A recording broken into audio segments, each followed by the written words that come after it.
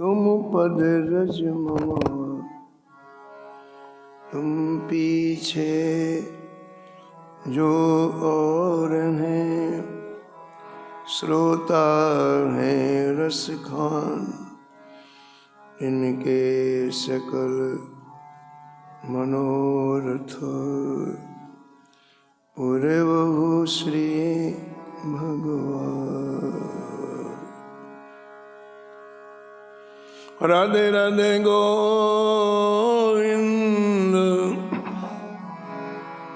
गोविंद राधे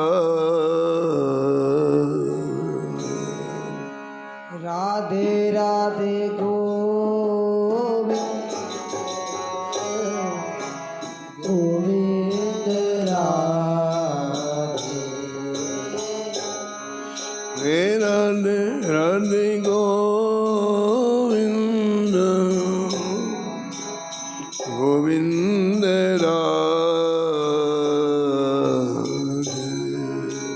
राधे राधे गोविंद गोविंद राधे गोविंद राधे बोलो गोपाल राधे गोविंद राधे बोलो गोपाल राधे राधे राधे गोविंद गोविंद राधे राधे गोविंद गोविंद राधे हे राधे राधे गोविंद गोविंद राधे राधे गोविंद गोविंद राधे गोविंद राधे बोलो गोपाल राधे गोविंद राधे बोलो गोपाल राधे हे राधे राधे गोविंद गोविंद राधे राधे गोविंद गोविंद राधे हे राधे राधे गोविंद गोविंद राधे राधे गोविंद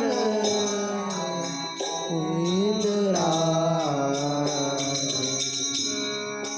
गोविंद राधे बोलो गोपाल राधे गोविंद राधे बोलो गोपाल राधे हे राधे राधे गोविंद गोविंद राधे राधे गोविंद गोविंद राधे राधे राधे गोविंद गोविंद राधे राधे गोविंद गोविंद राधे श्री जानकी वल्लभ लाल की जय श्री मंगल मूर्ति कोटि हनुमान जी महाराज की जय। सुपरिकर श्री भक्तमाल जी की जय। सब संत भगवान की जय। श्री स्वामी अकुरदास जी महाराज की जय। श्री नाभाजी महाराज की जय। श्री प्रियादास जी महाराज की जय। श्री वृंदावन धाम की जय। श्री बांके बिहारी लाल की जय। श्री राधा वल्लभ लाल की जय। श्री गिरिराज जी महाराज की जय। श्री यमुने महारानी की जय। श्री राम नाम महाराज की जय। श्री महाराज जी की जय जय श्री राधे श्याम।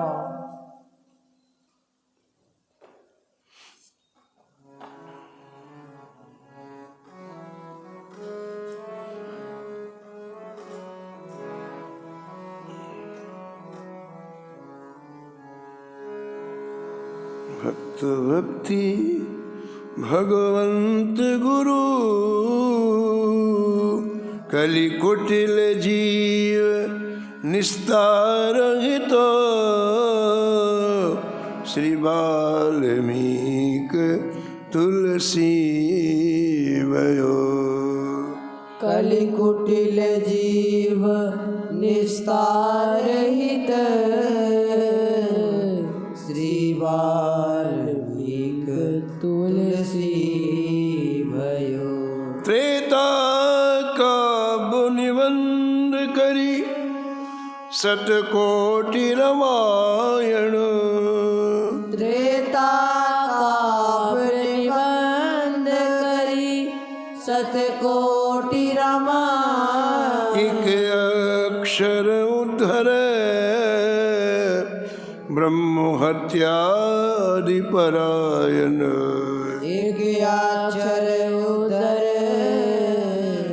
ब्रह्म हत्यादि परायण। अब भक्तन सुख देन बहुर लीला विस्तारी अब भक्तन सुख देन बहुर लीला विस्तार। राम चरण रसमत रहत अहनिस व्रत धारी राम चरण रस मद रात अहनिस व्रत धारी। संसार अपार के पार को संसार अपार के पार सुगम रूप नौकालियो सुगम रूप नवकालियो। कलि कुटिल जीव निस्तार हितो कलि कुटिल जीव निस्तार हित श्री वाल्मीक तुलसी भयो श्री वाल्मीक तुलसी भयो। प्रातः स्मरणीय परम वंदनीय श्री भक्तमाल के रचयिता श्री नाभा गोस्वामी जी इस छप्पे में कलि पावना अवतार संत शिरोमणि श्री गोस्वामी तुलसीदास जी महाराज का स्मरण किया है और निष्कर्ष के रूप में कहते हैं कि संसार के दुखी प्राणियों का उद्धार करने के लिए संसार के शोक मोहग्रस्त प्राणियों का उद्धार करने के लिए कलयुग के कुटिल जीवों का उद्धार करने के लिए आदि कवि श्री वाल्मीकि जी तुलसीदास जी के रूप में अवतार लिया और अपार भव सागर के ऊपर एक ऐसे सेतु का निर्माण किया, ऐसे एक पुल का निर्माण किया जिसमें सामान्य से सामान्य व्यक्ति भी भगवत प्राप्ति कर सके, श्री ठाकुर जी की प्राप्ति कर सके।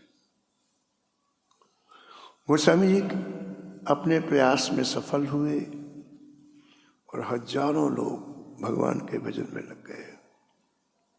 कलयुग कोई अच्छा नहीं लगा और कलयुग ने गोस्वामी जी की कुटिया में आकर के कहा, बाबा ये मेरा राज्य है,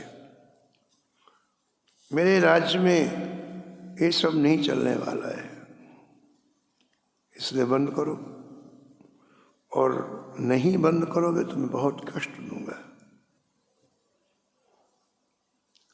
गोस्वामी जी ने ये बात श्री हनुमान जी से कही, और हनुमान जी ने कहा कि आप एक पत्रिका लिखो ठाकुर जी के नाम से, मैं उसमें श्री ठाकुर जी के हस्ताक्षर कराऊंगा और कलयुग को दंडित कराऊंगा। तो गोस्वामी तुलसीदास जी ने इन पदों के माध्यम से अपने मन के भाव, अपने हृदय के भाव श्री ठाकुर जी के सामने व्यक्त किए। कल आप श्रवण कर रहे थे, कैसो कारण कौन गुसाई, कैसा कारण कौन गोसाई, यही अपराध असाधु जान मुहि, यही अपराध असाधु जाने, तजहु अग्नि की नाई, तजयो अज्ञ की नाई, कैसो कारण कौन गुसाई, कैसो कारण कौन गोसाई। गोस्वामी तुलसीदास जी श्री ठाकुर जी के चरणों में ये निवेदन कर रहे हैं कि हे प्रभु, हे नाथ, आपने कौन से अपराध से मुझे अपने आप से अलग कर दिया, मुझे छोड़ दिया आपने। मैं जानना चाहता हूं, अपने लायक नहीं समझा आपने, असाधु जान लिया, वो कौन सा अपराध है मैं जानना चाहता हूं। बिना अपराध का तो आप किसी को छोड़ेंगे नहीं, लेकिन वो अपराध मुझे समझ में नहीं आ रहा। आप कृपा करके बताओ कि हे राघव, हे गोविंद, हे माधव, आपने किस अपराध से मुझे छोड़ दिया है। यदि आपने इसलिए छोड़ दिया है कि तेरा अंतःकरण ठीक नहीं है, हम तो जिनका अंतःकरण पवित्र होता है उन्हें अपनाते हैं। जिनके जीवन में किसी तरह का विकार नहीं है, जिनके जीवन में कोई त्रुटि नहीं है, ऐसे हम परम पुनीत संतों को अपनाते हैं। जिनका हृदय अत्यंत कोमल है उन्हें हम अपनाते हैं। यदि आप ये कहें तो फिर मेरी एक आपके चरणों में गुजारिश है हुए कि ना जाने कितने पापियों को आपने अपने धाम में बुला लिया है। उन्हें क्यों बुलाया फिर आपने? जब परम पुनीत संत ही आपको चाहिए तो आपने अजामिल को क्यों अपने यहाँ बसाया? आपने जरा नामक व्याध को क्यों अपने यहाँ बसाया? आपने वेश्या को क्यों अपने यहाँ बसाया? परम पुनीत संत कोमल चित, परम पुनीत संत कोमल चित, तिनहि तुम ही बनवाई, तिनहि तुम ही बन आई। तो कत विप्र व्याध गण कहीं, तो कत विप्र व्याध गण कहीं, तारो कछु रही सगाई, तारो कछु रही सगाई। उनसे कोई विशेष आपका रिश्ता था क्या? और रिश्ता नहीं है तो फिर आपने हमें क्यों छोड़ा? जब इन्हें आपने अपना लिया तो गोस्वामी जी कहते हैं कि आपने हमें क्यों छोड़ दिया। अब आगे कहते हैं, कल आपने यहां तक सुन लिया, अब आगे कहते हैं, हे गोविंद, हे नाथ, हे माधव, इस सृष्टि में सब कुछ आपके हाथ में है। काल आपके हाथ में है, कर्म आपके हाथ में, जीव को गति देना आपके हाथ में और अगति देना आपके हाथ में। काल कर्म गति अगति जीव की, काल कर्म गति अगत जीव की, सब हरि हाथ तुम्हारे, सब हरि हाथ तुम्हारे, सब हरि हाथ तुम्हारे, सब हरि हाथ तुम्हारे। ये चार चीजें ही जीव को संसार में घुमाती हैं। किसी का उद्धार हो जाता है, किसी का पतन हो जाता है, लेकिन ये चार चीजें संपूर्ण जीव मात्र को भवाटवी में 84 लाख होने में घुमाती हैं। फिरत सदा माया कर प्रेरा, काल कर्म स्वभाव गुण घेरा। ये काल, ये कर्म, ये स्वभाव जीव को निरंतर घुमाते रहते हैं। आकर 4,84,000 योनि भ्रमत यह जीव अविनाशी। ये भगवान का अंश है, ये अविनाशी है, चेतन अमल है, लेकिन काल कर्म के चक्कर में पड़ करके 84 लाख शून्य में भटकता रहता है। तो गोस्वामी जी यहाँ ये कह रहे हैं कि जय जय, इन सब की बागडोर आपके हाथ में है। काल की, कर्म की, गति की, अगति की, सबकी बागडोर आपके हाथ में। किसको अपने धाम में बुलाना है, किसको नहीं बुलाना है, सब आपके हाथ में। आपने कर्माबाई का नाम सुना होगा। कर्माबाई श्री जगन्नाथपुरी में रहती थी और जगन्नाथपुरी में अत्यंत सरल और सादा जीवन कर्माबाई का था। कोई नहीं जानती थी क्या है क्या नहीं, बिल्कुल अत्यंत सहज और सरल जीवन कर्माबाई का था। और एक बात का ध्यान रखना चाहिए कि जिनके जीवन में सहजता होती है उन्हें भगवान जल्दी मिलते। जितनी जितनी हृदय में जटिलता बढ़ती जाती है, कलुषता बढ़ती जाती है, चतुराई बढ़ती जाती है, उतनी उतनी भगवान की दूरी भी बढ़ती जाती है। चतुराई वही व्यक्ति करता है जिसके हृदय में कपट होता है। मन कर्म वचन छाड़ चतुराई, भजत कृपा करी है रघुराई। सरल व्यक्ति को, सहज व्यक्ति को ठाकुर जी जल्दी मिलते हैं। सरल स्वभाव न मन कुटलाई। हम कोई आराधना उपासना नहीं कर सकते, कोई बात नहीं, सरल बन जाए बस। और सरल बनने के लिए कुछ लाना नहीं है, छोड़ना है। क्या छोड़ना है? मन की कुटिलता, बस। कुछ भी बाहर से नहीं लाना, कोई चीज। मन की कुटिलता को छोड़ना, यही सरलता है। सरल स्वभाव न मन कुटिलाई। जो सरल व्यक्ति होता है ना, वो संतुष्ट होता है। उसके जीवन में मारामारी नहीं रहती है, ये चाहिए नहीं रहता है।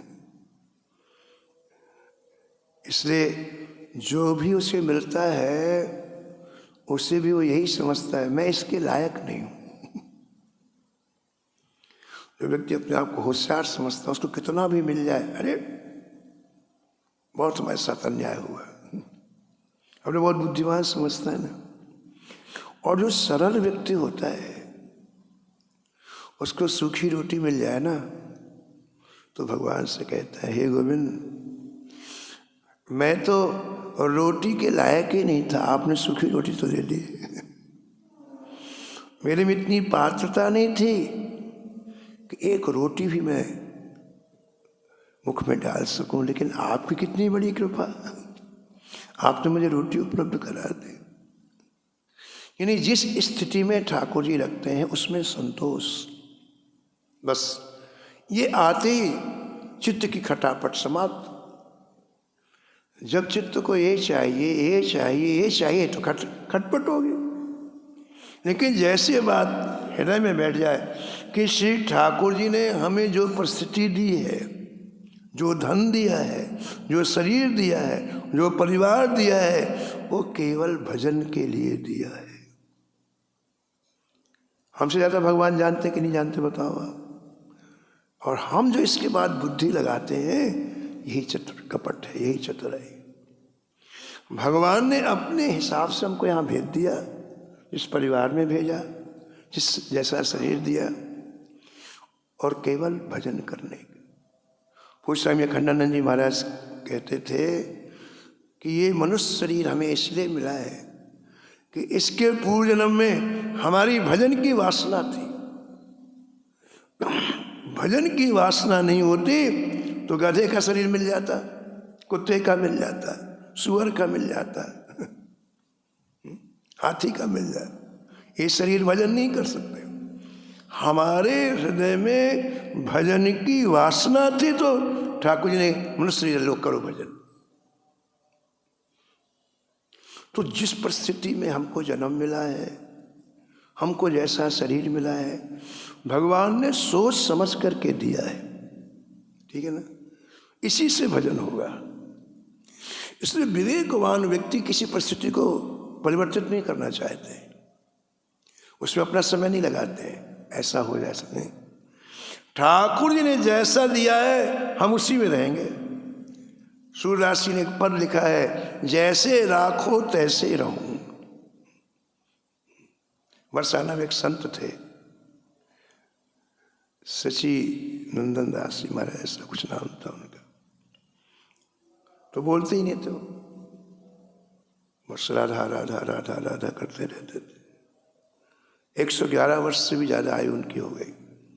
लोग दर्शनों के लिए जाते तो कभी कभी बोलते हो, कभी 10 दिन में 15 दिन बोल देते। तो एक ही लाइन बोलते, अरे भाई एक जीवन राधा रानी के आश्रय में रख के देखो कितना सुख है, बस इतना ही बोलते थे। अपने मन के अनुसार तुमने लाखों जीवन जिए, एक जीवन राधा रानी के आश्रय में रख जी करके तो देखो कितना सुख है, बस इतना बोलते थे। ये क्या है? जथा लाभ संतोष सदाई। एक दिन के लिए संतोष नहीं, जीवन की अंतिम श्वास तक संतोष। सरल व्यक्ति को संतोष होता है, वो कोई खटपट नहीं करता है। जाहि विधि राखे राम ताहि विधि, ऐसा उसका जीवन होता है। तो जीवन में केवल सरलता आ जाए तो बहुत प्राप्ति हो जाती। कर्माबाई सरल थी, बिल्कुल सरल, उसको कुछ भी पता नहीं था। संयोग ऐसा, परिवार में कोई नहीं था, अकेले थी।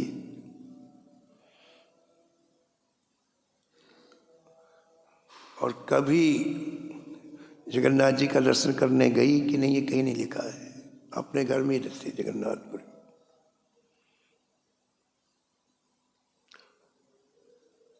एक दिन प्रातः काल श्री ठाकुर जी के उत्थापन की घंटी की आवाज आई, घंटों की आवाज आई।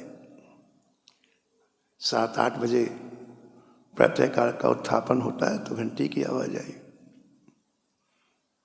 उठ के बैठी थी, उसके अंदर एक भाव आया कि ये ठाकुर जी छोटे छोटे हैं, इनको बच्चों को भूख बड़ी जल्दी लगती है, और उठते ही भूख लगती है, उठते ही।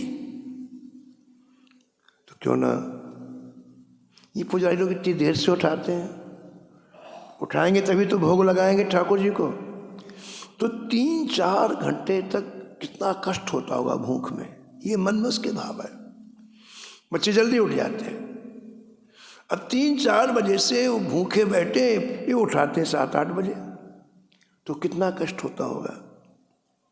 क्यों ना मैं इनको जल्दी खिला दूं कुछ बना के। ये और किसी के अंदर भाव नहीं आया।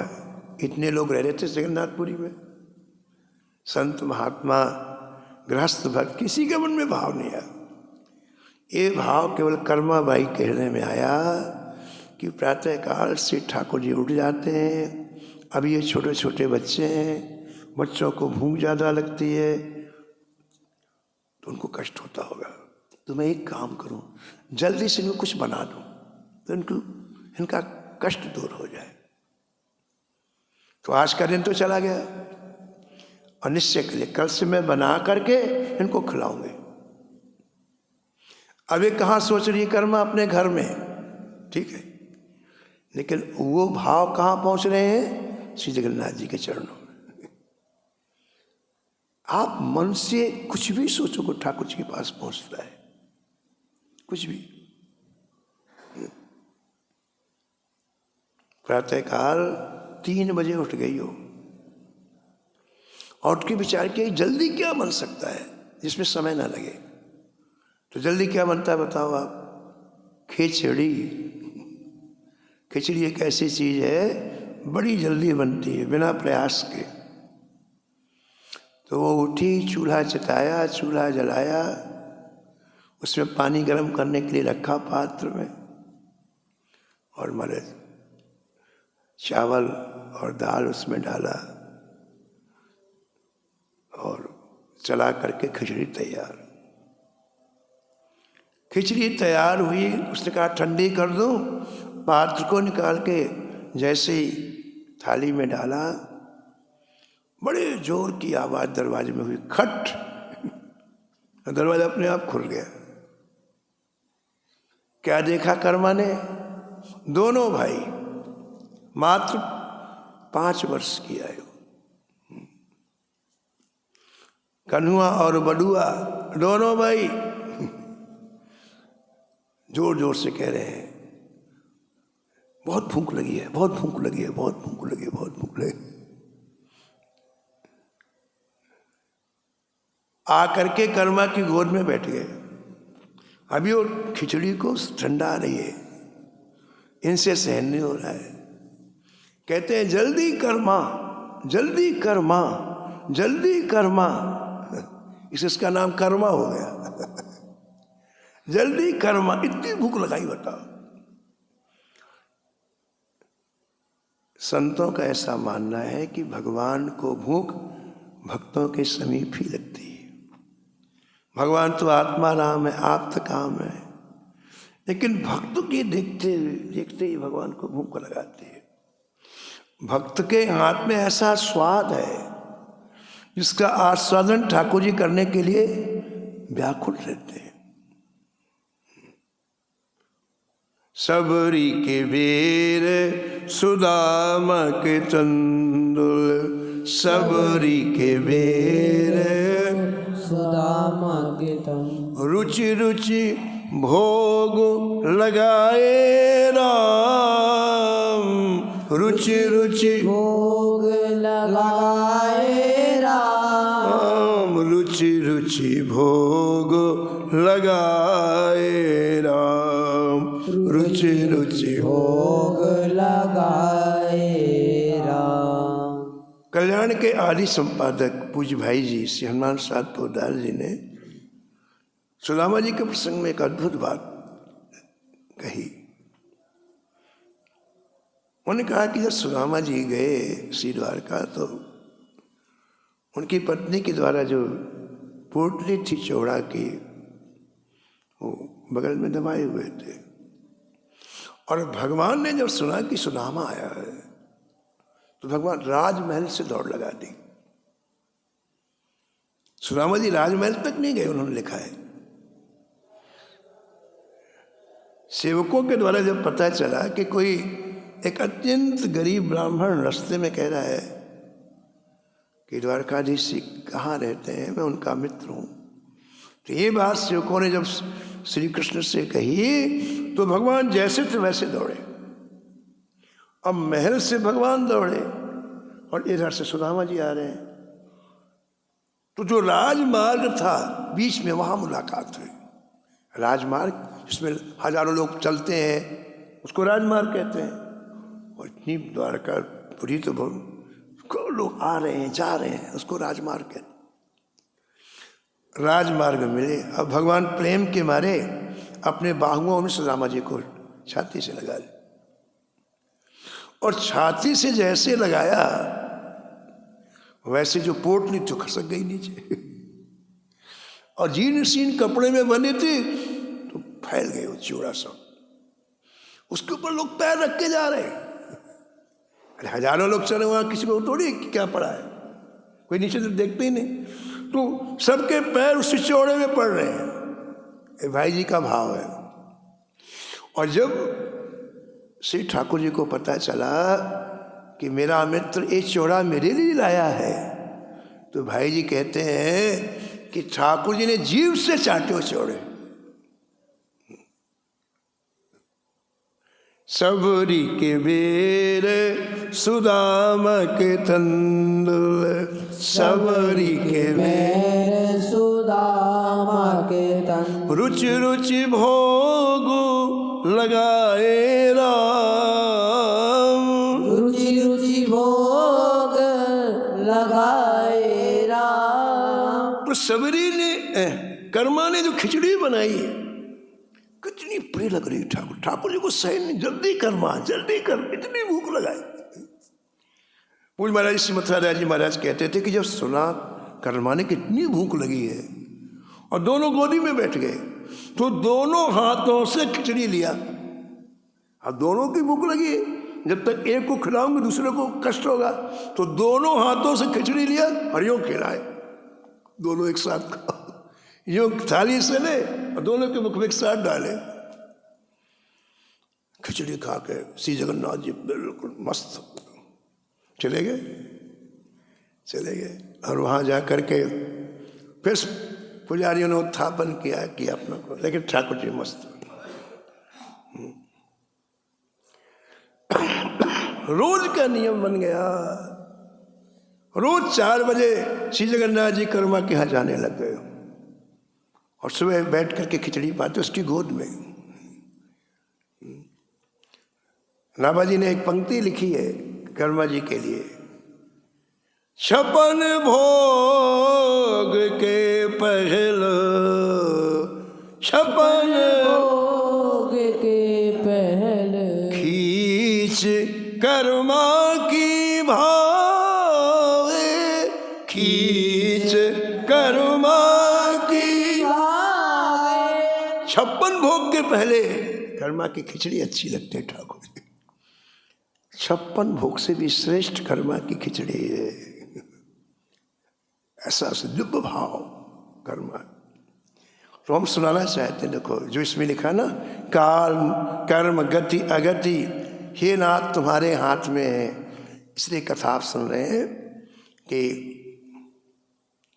सबरी बूढ़ी हो गई, उसे पता नहीं चला। जब किसी का चित्त भगवान में लग जाता है तो 80 साल हुए कि 100 साल उसे नहीं पता चलता। ऐसा सेवा में मन लगा कर्मा बाई का कि अत्यंत वृद्ध हो गए, लेकिन वो सेवा नहीं छोड़ी उसने, और ठाकुर जी ने जाना नहीं छोड़ा। और शरीर की सबकी आयु निश्चित है। कर्मा का शरीर पूरा हो गया, कर्मा का शरीर पूरा हो गया।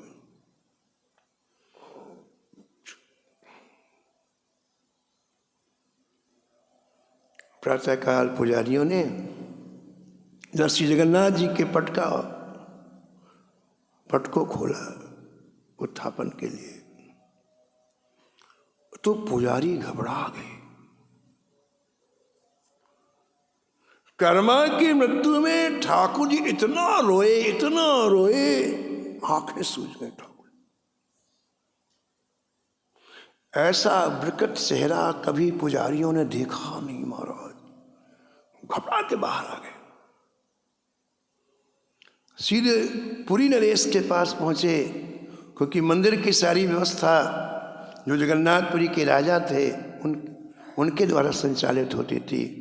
पुजारी लोग गए, बोले महाराज आज हम सेवा नहीं कर पाएंगे, हमने ऐसा स्वरूप कभी ठाकुर जी का देखा ही नहीं। ठाकुर जी रो रहे हैं, आंखें लाल है ठाकुर जी, आप चलो, हम मंदिर में नहीं जाएंगे। तो राजा ने स्नान किया। स्नान करने के बाद रेशमी वस्त्र पहने, कि मंदिर के गर्भगृह में सब कोई नहीं जा सकता, पवित्र होके जाना होता ना। तो राजा ने रेशमी वस्त्र पहने और रेशमी वस्त्र पहन करके पुजारियों के साथ जब मंदिर में गए तो राजा भी देख के आश्चर्यचकित हो गया। राजा चरणों में गिर पड़ा और कहा, जय जय, हम संसारी जीव हैं, माया में ग्रसित जीव हैं, हम नहीं जानते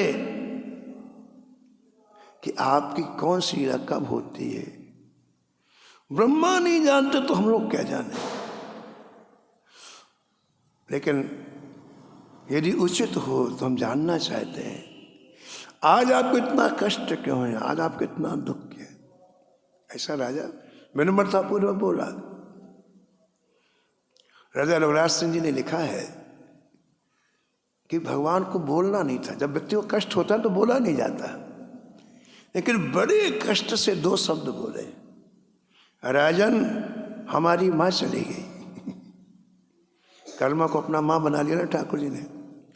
राजन हमारी माँ चली गई, हमें अच्छा नहीं लगता, अब हमें खिचड़ी कौन खिलाएगा। निज प्रभुता विसार जन के बस, निज प्रभुता विसार जन के बस, होत सदा यह रीति, होत सदा यह रीति। गोस्वामी जी विनय पत्रिका में कहते हैं कि भक्त के सामने आते ही ठाकुर जी भूल जाते हैं, अरे मैं अनंत अनंत ब्रह्मांडों की रचना करता हूँ, अनंत अनंत ब्रह्मांडों का पालन करता हूँ, अनंत अनंत ब्रह्मांडों का संहार करता हूँ। ये भूल जाते हैं, हमको खिचड़ी कौन खिलाए। इस ठाकुर जी का स्वभाव है, निज प्रभुता विसार, प्रभुता है लेकिन भूल जाते हैं। तो बोले राजन हमको अब हमारी माँ चली गई, हमको खिचड़ी कौन खिलाए। तो राजा ने एक बहुत अच्छी बात कही जो इससे संबंधित है। राजा ने कहा, जय जय,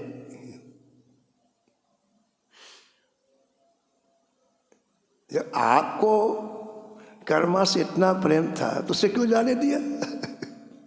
आपके तो हाथ में सब कुछ है, सब कुछ आपके हाथ में है। जब आपको इतना प्रेम था तो कर्मा को क्यों जाने दिया, आपने रोक के क्यों नहीं रखा।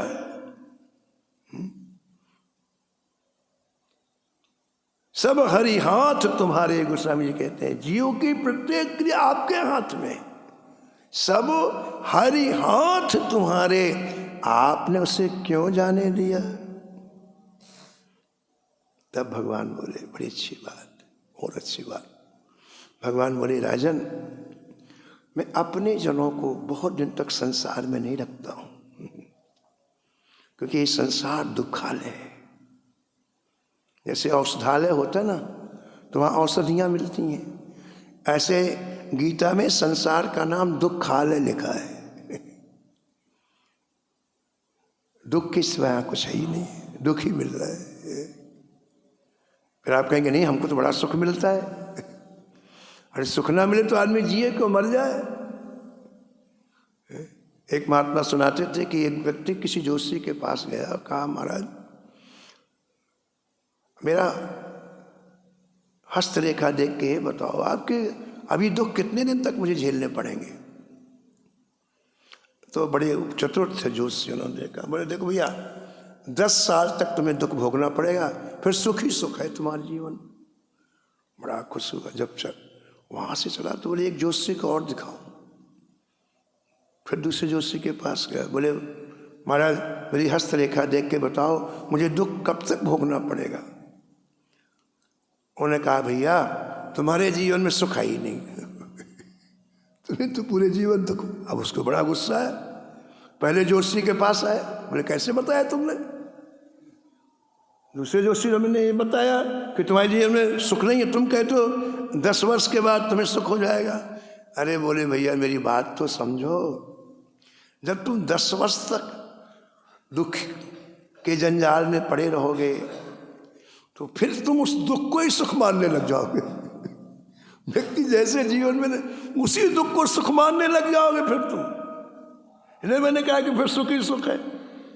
10 वर्ष तक जिस परिस्थिति में रहोगे ना, फिर वही परिस्थिति तुमको प्रिय लगने लग जाएंगी, दुख की और सुख। तो इस संसार में जो सुख मिलता है वो ऐसा मिलता है दुखालय, लेकिन उसी दुख को हम सुख मानने लगते हैं। श्री जगन्नाथ जी ने कहा कि राजन मैं अपने जनों को बहुत दिन तक यहाँ इसलिए रखता हूँ, ये दुखालय है, इसलिए माँ को मैंने अपने धाम में बुला लिया। राजा ने कहा फिर हम लोग क्या कर सकते हैं? जय जय कर्तुम अकर्तुम अन्यथा कर्तुम समर्था सा ईश्वर।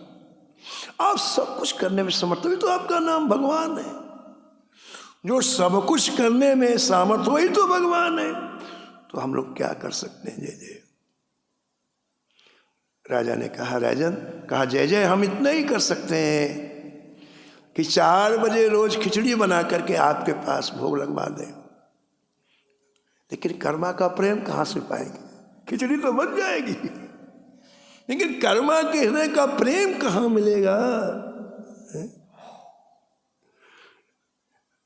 पुरी नरेश ने कहा, राजा ने कहा जय जय अब इतना कर सकते हैं कि जब खिचड़ी आपके पास रखेंगे तो कर्मा का नाम ले लिया करेंगे। हे प्रभु आप कर्मा की खिचड़ी पा। इसी बात को यहां पर गोस्वामी जी इस पद में कह रहे हैं, काल कर्म गति अगति जीव की सब हरि हाथ तुम्हारे। जीव की प्रत्येक गति आपके हाथ में है। उसकी चाहे गति है कि अगति है, ये आपके हाथ में है।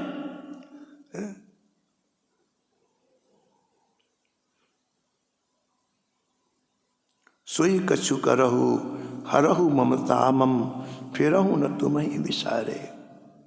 जो सब आपके हाथ में, तो मैं आपसे प्रार्थना कर रहा हूं। क्या प्रार्थना कर रहे हो? आपको छोड़कर कहीं मेरी ममता ना हो। जहां ममता होगी वहां मैं तुमको भूल जाऊंगा। फिरहु न तुम ही विसारे।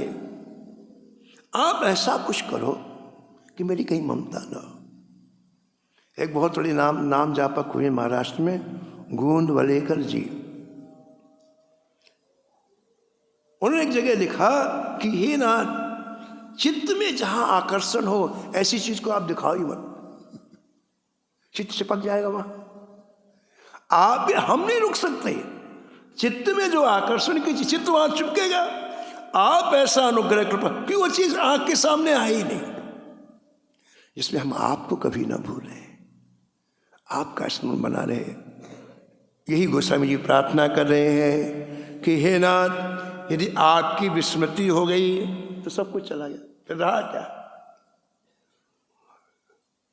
पूज्य भाई जी श्री हनुमान प्रसाद पोद्दार जी का जब अंतिम समय आया तो बहुत से लोग मिलने के लिए गए, क्योंकि कभी कोई आज जा रहा है, कोई कल जा रहा है। उनका बड़ा अच्छा सबसे संपर्क था, संबंध था। तो भाई जी हाथ जोड़ के एक ही बात सबसे कहते, जो भी जाता है, आप ऐसी कृपा करो मुझे ठाकुर जी का विस्मरण ना हो, बस, और कुछ नहीं कहते। तो आप ऐसा अनुग्रह करो मुझे ठाकुर जी का विस्मरण ना हो।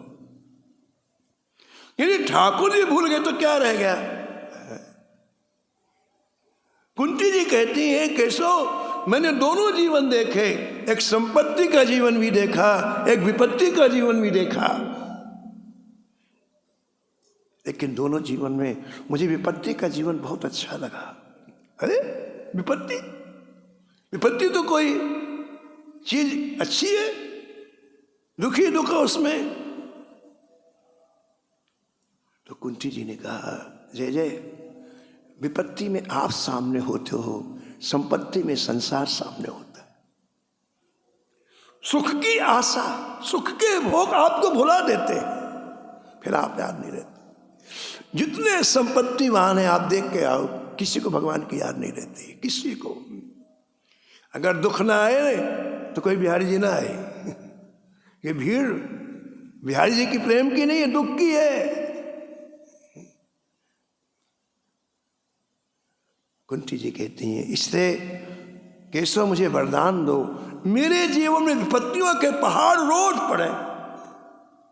अरे बुआ जी क्या मांग रही हैं आप? विपत्ति? बोले हाँ, क्योंकि जब विपत्ति के दिन थे तो निरंतर आप आंखों के सामने रहते थे, एक क्षण के लिए नहीं भूलते थे।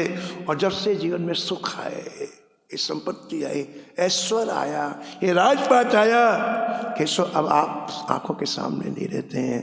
तो आपका विस्मरण न हो, यही जीवन की सार्थकता है। आप हमारे सामने रहो, भले हमें विपत्ति में पड़े रहे। यही बात गोस्वामी जी कहते हैं, सोई कछु करहु हरहु ममता ममो, सोई कछु करहु हरहु ममता ममो, फिरहु न तुम ही विसारे, हाँ फिरहु न तुम ही विसारे। केशव कारण कौन गुसाई, केशव कारण कौन गुसाई, जेहि अपराध असाधु जान मुहि, जेहि अपराध असाधु जान, तजहु अग्नि की नाई, तजहु अग्नि कारण कौन गुसाई, केशव कारण कौन गुसाई। शेष कथा आप कल श्रवण करेंगे। जय जय श्यामा, जय जय श्याम, जय जय श्री वृंदावन धाम। जय जय श्याम, जय जय श्याम, जय जय श्री वृंदावन धाम। जय जय श्यामा, जय जय श्याम, जय जय श्री वृंदावन धाम।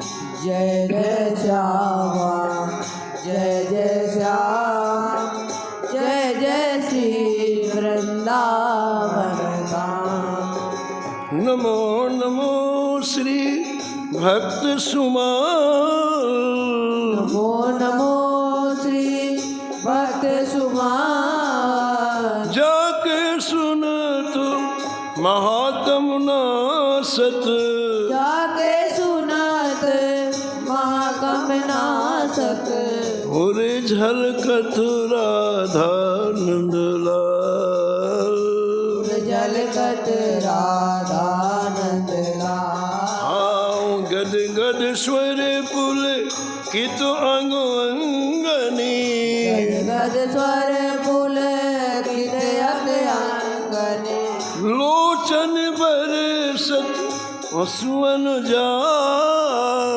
लोचन बरसत असुवन जाल। उतर जात अभिमान व्याल विष, उतर जात अभिमान व्याल विष, लेत जीवाए सुरस तेहि काल, लेत लिवाए सुरस तेहि प्यार। होत प्रीत हरि भक्त जनन सो, होत प्रीत हरि भक्त जनन को, हाँ लेत शीघ्र हटि शरण प्रसाद, लेत शीघ्र हटि चरण प्रचार। भजत कुसंग लेत सतसंगति जत कुसंग लेत सत्संग हाँ भाग जगत को अद्भुत भार भाग जगत को अद्भुत भार निशिवासन सोवत अरु जागत शिवासर तो बत अरु जागत रोम रोम हुए करत निहार रोम रोम करत निहार श्री अग्र नारायण दास प्रिया प्रिय अग्र नारायण दास प्रिया प्रिय प्रगति जीवन रसिक रसाल प्रगति जीवन रसिक रसाल नमो नमो श्री भक्त सुवाल नमो नमो श्री भक्त सुमाल हरे